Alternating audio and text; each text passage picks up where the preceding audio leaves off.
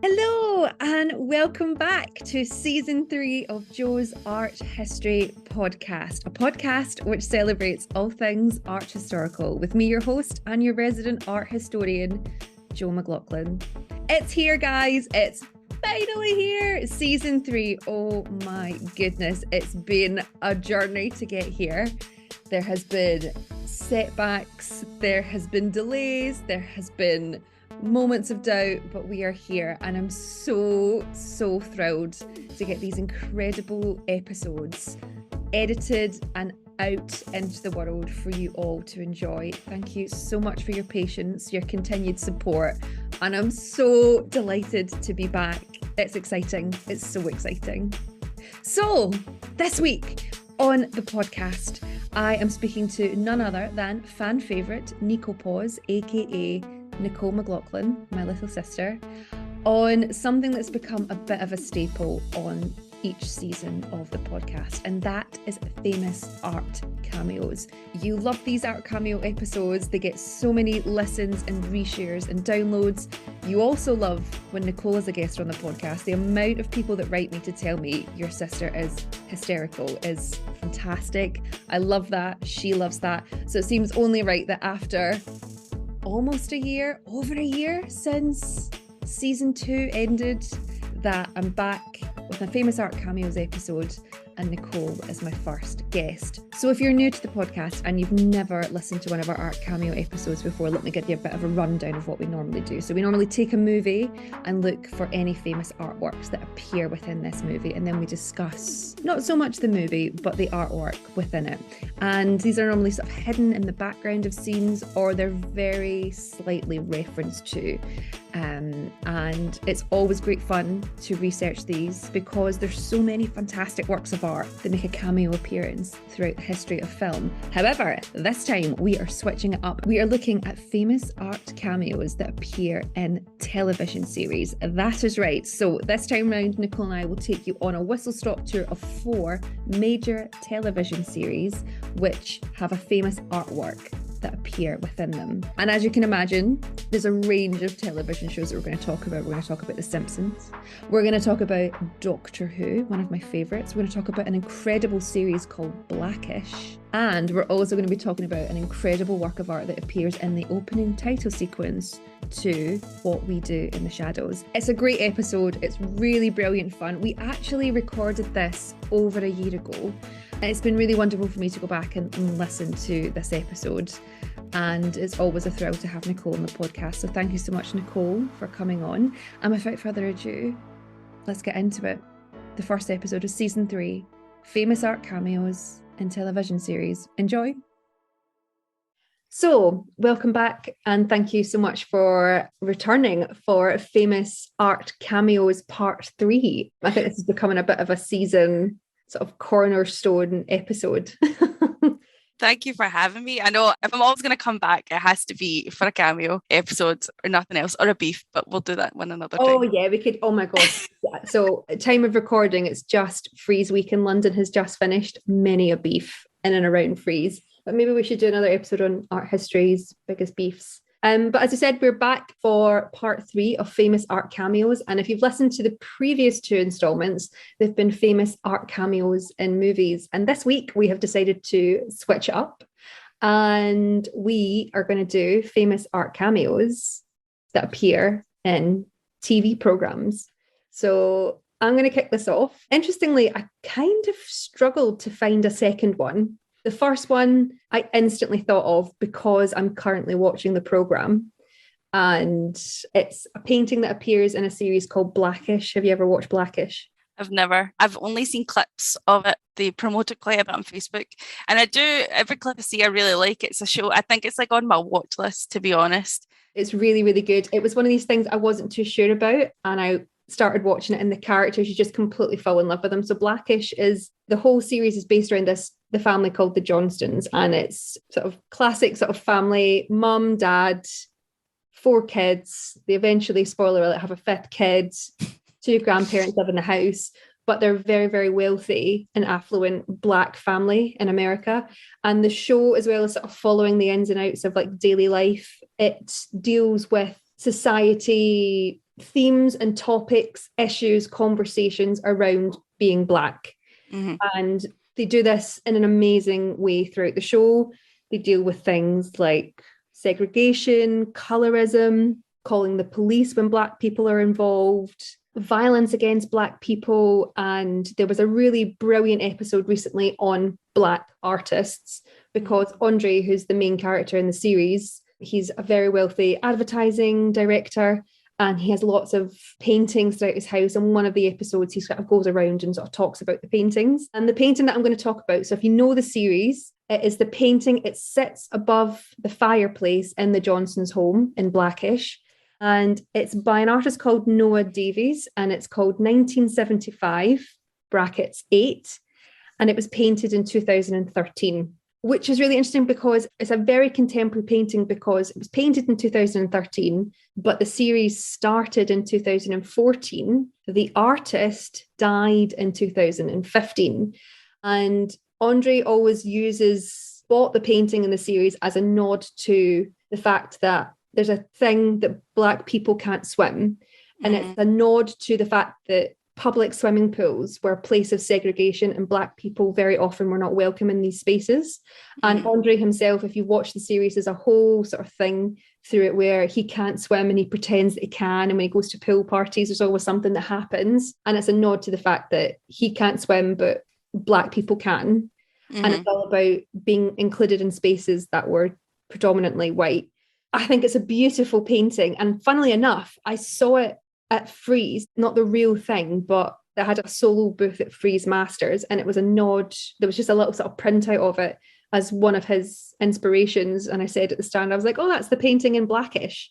And then I knew we were recording this. This was literally yesterday. I was like, perfect, I've got my first. That's how it happened. Yeah. If you haven't seen the show, it's flipping brilliant. They really deal with issues surrounding the Black community really, really well, and break it down into very sort of manageable, digestive chunks. And it really, really makes you think in a really great way. And I actually feel like I've learned a lot from the show. There was an episode particularly around colorism and the different sort of range of essentially Black skin tones. Yeah. And I've created an exhibition at work called Art as Expression, and it's 18 emerging Black artists. And one of the series that from a photographer in the show is called Blackish. So it's a lovely little link. But anyway, so this painting by Noah Davies, it's very, very beautiful, but also very subtle. It's essentially, and I've sent it to you online, and if you're listening at home, so I'll send it to you online, Nicole, but if you're listening to this, you can go onto my Instagram and go on to whatever episode number this is in my highlights reel, and you'll see an image of it there. I might even post it on my main grind. And I think I might do an episode on Noah Davies. He's really, really interesting. So he was born in 1983 and died in 2015. Now, for anyone that can do fast math, he was 32 years old when he died. 32. That's crazy. And he was really a visionary in terms of Black portraiture and Black depiction. He painted what he knew. He worked from photographs, from real life projects, and was based in LA. He trained in New York, but he never finished his degree, and he moved to LA. And he was so enthralled by art his whole life. He actually owned an art studio when he was 17 years old. So it was something that he always painted. He always painted. He loved to create. And when he moved to LA, he met his partner. And in 2012, they opened this space called the Underground Museum in Arlington Heights, which is in LA. And it's a predominantly working class Black area. And the idea of this space was to bring museum quality art to the community that otherwise had no means. And his studio was directly across from this. But what's really beautiful about this painting is it's actually from an old photograph that his mum has taken in 1975, hence the name. And there's a whole series of them. That's why it's number 8 is also in the title. So it's a whole series of Black people in swimming pools. And in this one in particular, you're almost sort of seeing the viewer, you're sitting on the edge of the pool and you're just kind of watching someone dive in because you can't see the whole pool in its entirety. And what's really unusual is that, as it says in the exhibition catalogue that I was reading, it's just Black people in the painting. Yeah. And again, predominantly in history, these was a space of segregation. So it's him sort of reclaiming these spaces for Black people and inserting them back into the narratives that they've been throughout history shunted from. So it's a really, really beautiful, beautiful painting in that respect. It's very lightly painted. It's nothing too sort of jazzy, bang in your face. It's just really subtle and beautiful. And I really, really love it. Some other just sort of beautiful facts about Noah Davis. After he died, his estate was taken over by David Zvona, and that is one of the biggest contemporary galleries in the scene. And he had a solo exhibition in London, funnily enough, in 2021, where the curator of the Underground Museum, which is still going, and his wife sort of co-curated the show in partnership with David Zvona. And this piece wasn't exhibited itself, but number 9 in the series was. And they recreated what the back room of the Underground Museum looks like. It's a really beautiful painting and just something that I really love, knowing the series really well, having watched it. Anyone that hasn't watched it, watch it. It's an amazing series. I completely understand and really respect Kenya Barris, who is the writer of it. I really respect him as a writer and as an artist. And yeah, I think it's a very sort of powerful piece, and everything, I don't know, it's just very clever. Like, it's a very subtle addition that's continuously referred to.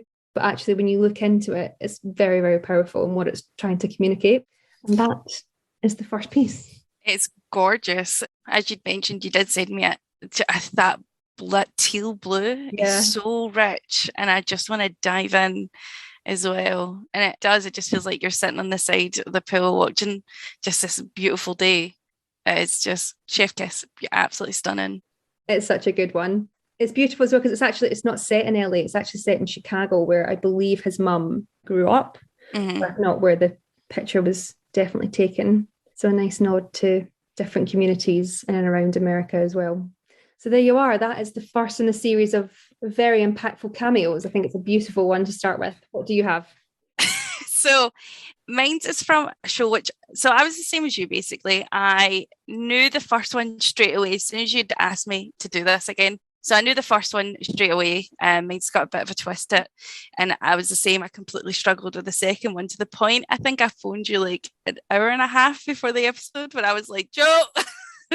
So I have got 2, so we're fine. So my first one is called Salomé, which was painted in 1870 by Henry Regnall. Regnall. And mine is from the show What We Do in the Shadows. So I've just started watching this. I'm now on season 2. It's basically based off of the same film, What We Do in the Shadows. It's a TV show, which is about 3 vampires, 1 energy vampire and their familiar.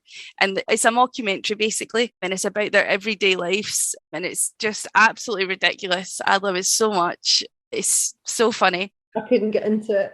Oh, it's so good. Like, Matt Berry is just, and the reason why I watched it was, well, I love the film, but I love Matt Berry, and I've seen clips of just like on TikTok and stuff of just like quotes that he says, and he's just so funny. He's just Matt Berry as a vampire, basically. But I've just fallen in love with every single aspect of it. But I'm not talking about my love of this TV show. But I think if you're into like kind of culty classics, like, then I would recommend watching it. But mine isn't really as impactful as Blackish.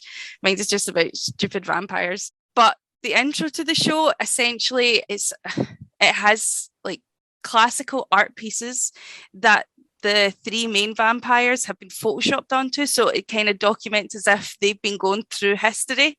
And it's set in modern day. Yeah, so it started in 2019. So I have to kind of think that's the era that it's based in. It starts in 2019. So, it's got all these kind of biblical pieces, classical pieces where like I can only remember, so Matt Berry is, Laszlo, and then you've got Nadja, who's my favourite, and then you've got, can't remember the third guy's name, that's shocking, Nando, I think his name is, Nandor, I think's the third vampire's name. You've got an energy vampire called Colin, that ended up being my second favourite character, and the whole premise is, so do you know how you sometimes meet people and they just drain you because they're so boring? Yeah. he's an energy vampire. He gets a kick out of boring people. That's where he gets his energy from. Right. So when you meet people and they're like, yeah, so I went to the bus, but then the bus was like 5 minutes late. So then I just kind of walked to the next station, and you're like, oh my God, end this conversation now. That's what Colin is. He's an energy vampire. It's like, see, anytime he bores people and you can see it, and then he'll just go, it's so good. You can cut that out. But anyway, so the intro of it basically kind of depicts how they've gone through time to current 2019. Right. So it starts off with like classical pieces where their faces have been photoshopped on different pieces of art. Right. And then it will slowly turn into photography where you can see them like maybe like in the 80s and stuff like that. So the piece that I'm talking about, and I think this is kind of, it seems to be the one that everyone loves, is the piece that's Nadja's based on. So it's the kind of first appearance of her. And it's so the way the kind of docuseries works is they'll do a thing and then they'll talk to the camera directly. Mm-hmm. And then they'll have art kind of flash on the screen to kind of continue the narrative, basically. So when Nadja talks about her origins when she was younger, before she became a vampire, she's saying like how she was younger and she was a gypsy. And then this piece flashes up, and it is also in the intro. And this is the Salome piece, but mm-hmm. they've just photoshopped her face on this woman's body. Mm-hmm. And it's done so well that I was reading this article about, like, when we were researching for this, about how bad film and TV tend to recreate pieces of classic art. Yeah. Like, they're just so bad, and there's no need for it to be that bad because of where we are technology-wise, like, because we've got things like deep fakes and AI that you should be able to recreate pieces perfectly with superimposed faces. And I think this is one of the best TV shows to do this because it just flawlessly looks like it was painted by Regnault. So I will describe the piece now rather than go on my tangent. And so the piece shows it's a woman who is like draped in like sheer gold. She's very seductive. She's got her shoulder out. It does just look like she's just dripping in golden royalty. Like, she just oozes, I want to say sexuality, because I think this is the whole point of this. Because I didn't realize that Salome is a character in the Bible. Yeah. In her story, I was like, God, people believe in this. So she's sitting on this like decorative box. It's covered in gold. She's on top of that, or underneath her, sorry, is like a leopard skin rug and a Persian rug. And behind her is like curtains of gold. And she's holding a gold platter with a knife. Mm-hmm. And her hair's, it's just like, the way it's described is hair's ruffled, but I would just say her hair just looks fabulous. It's just massive and curly. She just looks just so powerful. But she, so the story in the New Testament about Salome is that she danced for her stepfather so seductively that he was like, what do you want? I'll give you anything you want. And then she was like, I want John the Baptist's head on a plate. And then he goes and kills John the Baptist. So the whole point of this is like, she's so sexy that she got John the Baptist killed. Yeah, but is the story not because she was in love with him and like scorned? I feel like it's your stepdad, but probably it was the Bible. They were into that kind of stuff. I didn't read anywhere that she was married. I think she'd been married twice. She married her cousin. Because once you're married, you don't fancy anyone else. Is that it? I am a woman of Christ. That is my moral. Well, I don't know, because it's the Bible. I just feel as if that's the narrative they would portray women. But the whole point is that she's meant to be like the femme fatale. She's like the ultimate form of temptation because she caused like such a horrific thing to happen to like the Christianity, which was get John the Baptist killed. Okay. Which, crazy. Yeah, so it's funny obviously watching this series and then reading the history of this piece and realizing that this woman who's meant to be like, she's seen as like the temptress who like lures men away from salvation is what Nadja is, because she is just so unfiltered and she's just so unhinged. She's so funny, and it is like that, and she's so overly sexual. Like, that's the whole, it's so amazing seeing a woman like that on TV where she's just so unapologetically sexual. And I think obviously that's the whole point of this piece, is this is just a really sexy woman who's just kind of sitting chilling and waiting for a man's head on a platter. But yeah, that's my first piece. So I can't really remember the opening scene, but I'll definitely, like, I know so many people that love that series. I probably need to give it another go. Maybe I wasn't in. I tend to watch things, but then also do about 9,000 things in the background while I'm watching. Yeah, You need I would say the first episode is very slow, and it was Colin that, when you've learned about the whole energy vampire thing, that's what got me hooked, because I just thought that is so funny to have that as a vampire type. And then I just persevered. I feel like that was the same with like the US Office. I thought it was quite slow, and you just have to be patient with it. But it might not be everyone's cup of tea, but I just think it's so fun. I love it. Amazing.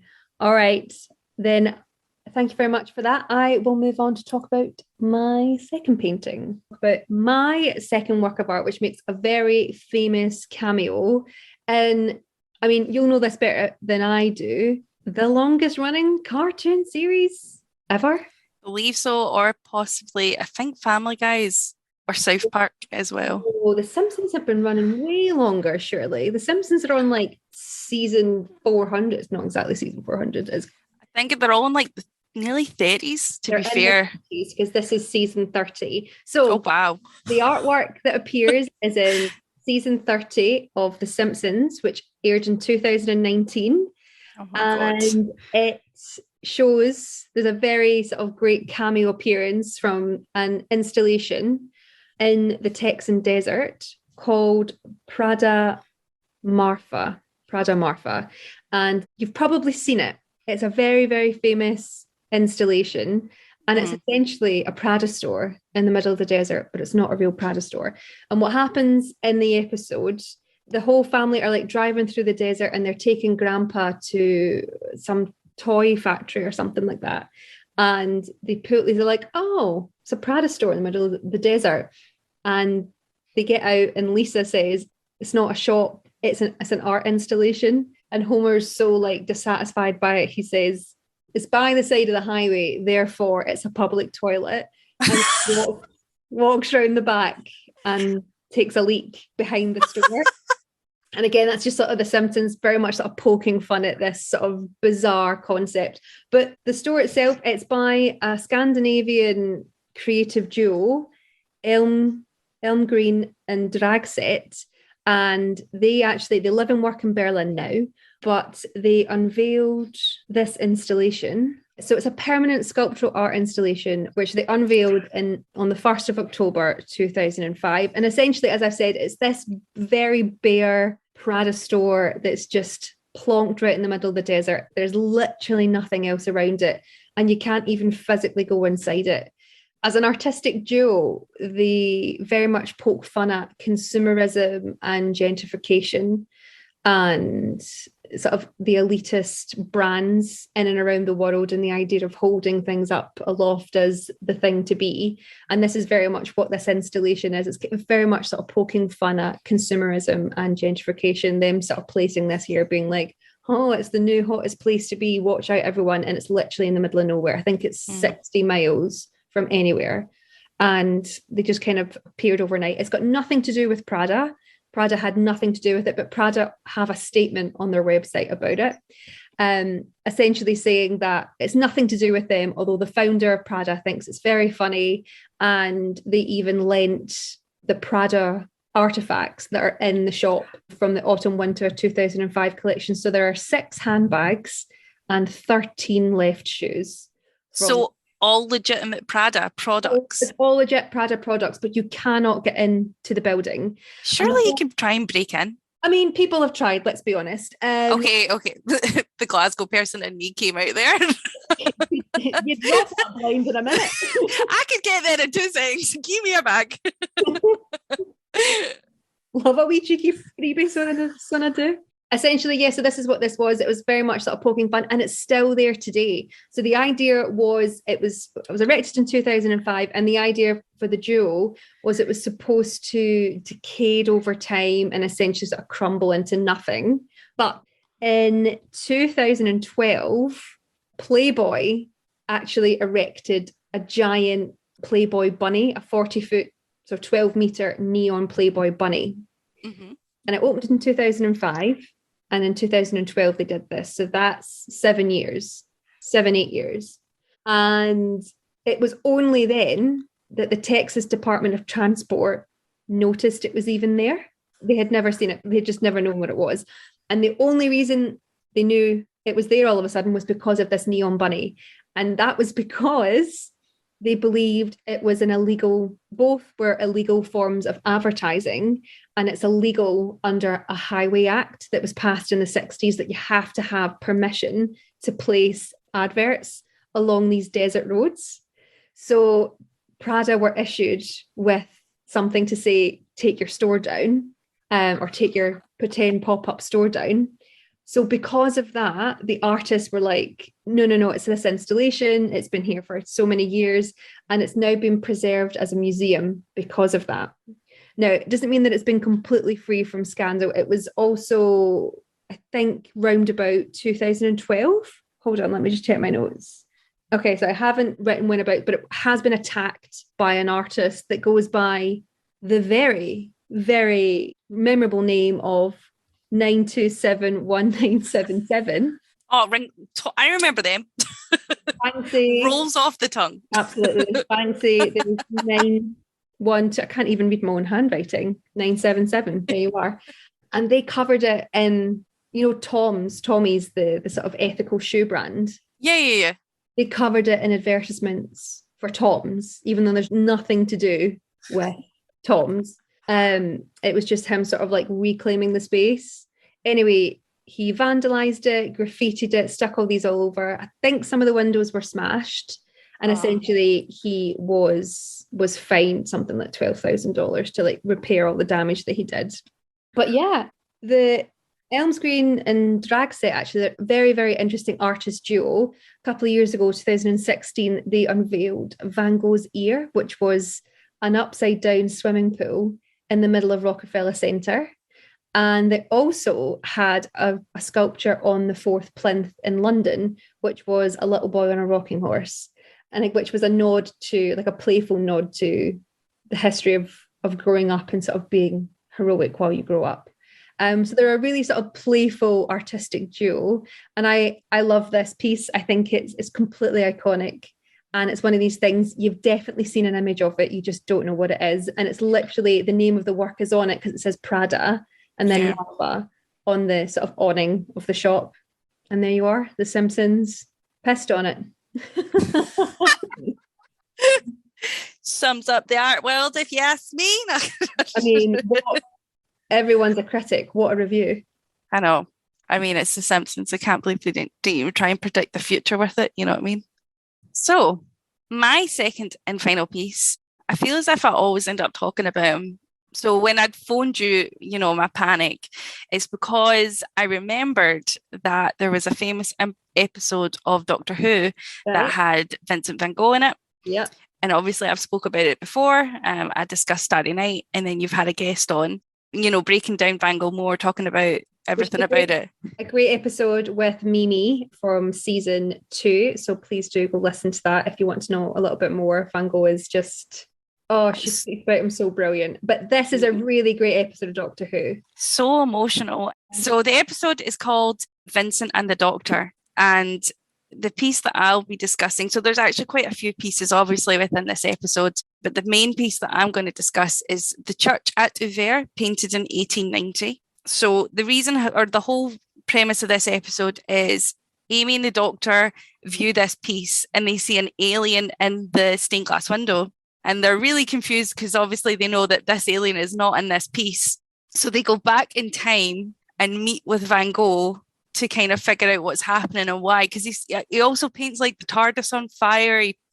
All these pieces start to kind of change and evolve things to do with like sci-fi, and they obviously know that's not what is meant to happen. So back in time, meet Van Gogh, and it turns out that he can see this alien that no one else can see, and he can see all these things that no one else can see, and that's why he's then putting it in his art. So it's obviously up to Amy and the Doctor to defeat the alien, and then I don't want to talk about it now, but the end scene is like the most, it's just so beautiful. Lovely. It's and lovely. I think just because he had such a tragic end to his life, I kind of want to leave it to the end and kind of go into what happens, because I remember bawling my eyes out in this episode. But yeah, so As I said, it was painted in 1890, and it's because when I'd phoned you, the reason why I believed I'd discussed this before, because I knew not so much about it, but I just knew what to say about it. But it's because I've discussed it in higher art. It was definitely the piece that I remembered off by heart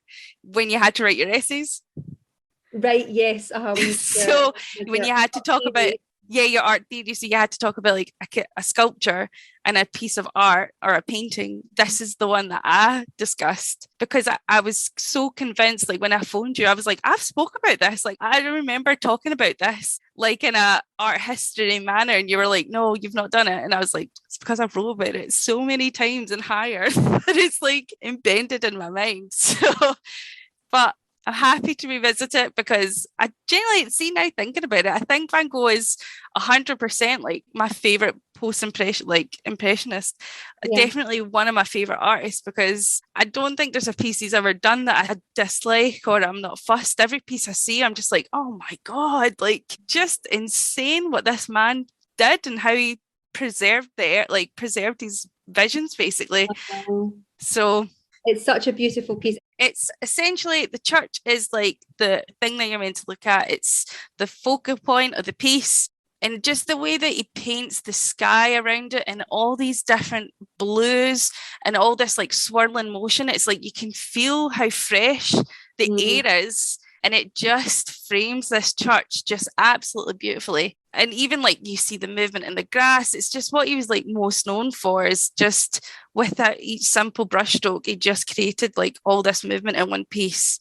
The thing I remember most about it is like the contrast in colours and how he uses them. So he's got these beautiful variant shades of blue, and it highlights and makes almost like the roof of the church pop up and the village in the background.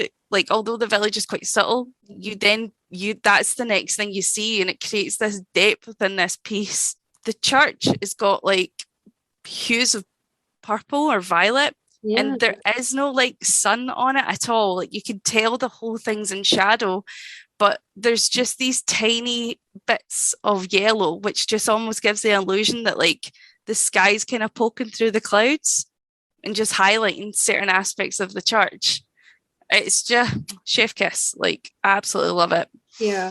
I love the wee nun. I just think she's dead cute. She looks like she's running the church. It looks like her wee skirt's kind of like kicking up. I thought it was someone on like a donkey. Camels so common in France. Absolutely riddled with camels, son they are.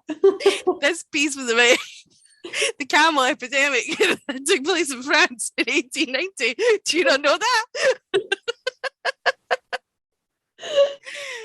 I think it's a nun. I think that's like an old habit. Is it a habit? Is that what it's called? Yeah, I think you're right. It's beautiful. It's so she just looks so cute. She looks like she's in a wee hurry to get to church. It just looks like the back of her skirt's getting kicked up. It's just so lovely, and it's so calming. And that blue of the stained glass window, and it's just the simplest strokes, and it's still obviously he wasn't great into detail like that. Like he would just I'd say that, but even you can see just like the little intricate bits of the window, like all the different kind of notches and stuff like that. It's just so nice.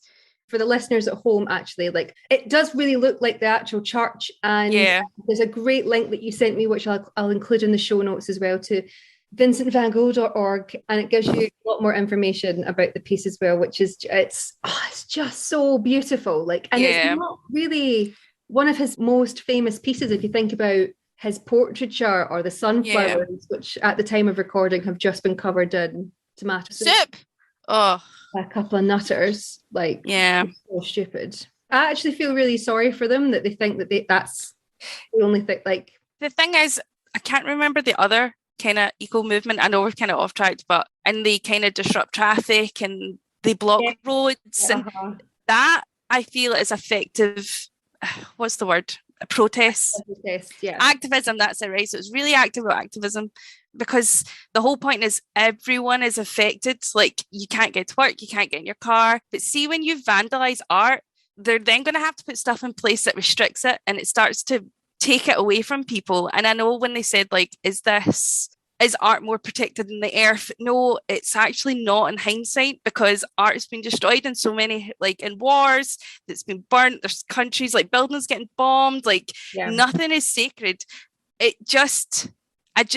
think what's happened is, obviously you're talking about your movement, but no one will take the movement seriously. No, don't vandal. Because don't go for art, because that has nothing to do, like, I get it, disrupting things, chain yourself to stuff like that's like good old fashioned, old school, old style activism. And like, even for example, France, they're the kings of getting what they want. That's all I'm going to say. That's my point on that. Okay. But let's go back to this. You've got a few more things to say and then we'll... Yeah. So this church, actually, like, Van Gogh was very obsessed with this church. Like, he loved it. So when he passed, his brother actually tried to get his funeral done in the church. Oh. But the priest wouldn't do it because he was a Protestant and he took his own life. Yeah. So the brother then had his funeral in the inn that he was staying in at the time of his death, but he got buried near the church. So him and his brother are in the graveyard beside this church. Oh. I know. So, like, I literally wrote that when I'd found that out. I was like, I don't want to end my part on that, because that's just horrible. So I'll end it with how the episode ends, because I think it's just so nice. Oh, nice callback. Nice wholesome vibes. So at the end of the episode, once they defeat the alien, Dr. Amy and Van Gogh go back to the future and the doctor and Amy, the doctor takes Van Gogh to the Museum d'Orsay, where a lot of his work is there, and we've actually seen a few of it. And they grab the curator, and the doctor says, in 100 words, how would you describe Van Gogh? And basically, the curator just says how we all feel about him. He is probably the most iconic artist, the most loved, the most inspirational, and his work just stands the test of time. And I remember, like, he like hugs him and gives him a kiss, and he's just like so happy to hear how loved he is, because as everyone knows about Van Gogh, is he had really bad mental health and was really struggling. And obviously it didn't happen, but just the thought of like, how nice would that have been if he knew like how much like he means to so many people. And like, I bet everyone in the world will have a favorite Van Gogh. No one at me. At me, because tell me what you love, because it's the truth. Everyone knows who Van Gogh is, like, for sure, the most iconic artist in my opinion. Yeah, and it's such a good episode. And yeah, it's such a simple piece. And as you said, it's not one of his biggest ones when you think of like the iconics, but every piece you look at, you're just like, so nice, so good.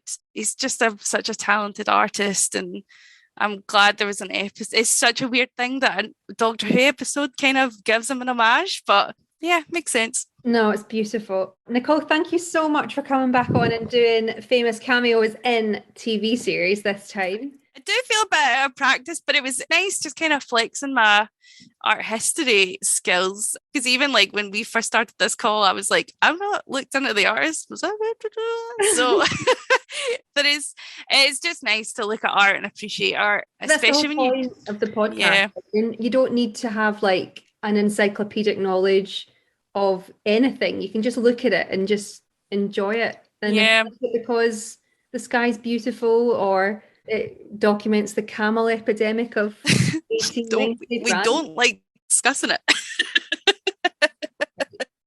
Traumatized. What a slip of the tongue. See, even art historians get it so wrong at times. I mean, to be fair, there was a kangaroo. Oh no, it was an emu epidemic in Australia, but I won't bore you with that. Okay. Like, there was a war. No, but like Australia had a war with emus. I know, I'm sorry. Right. Okay. Thank you so much. I will speak to you soon. Bye. Thanks for having me. Bye. Bye.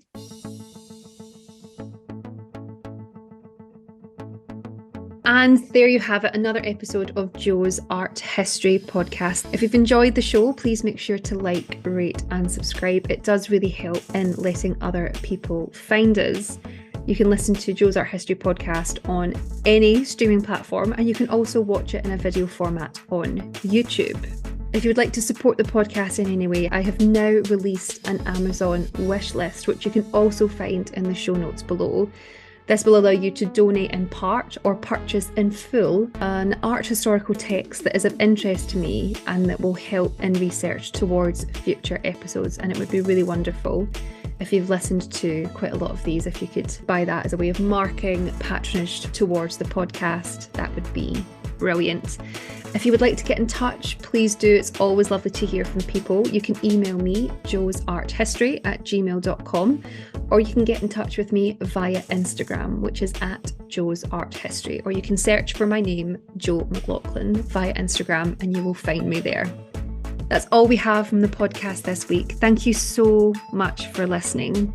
Once again, I'll remind you to keep learning and remember, art is for all.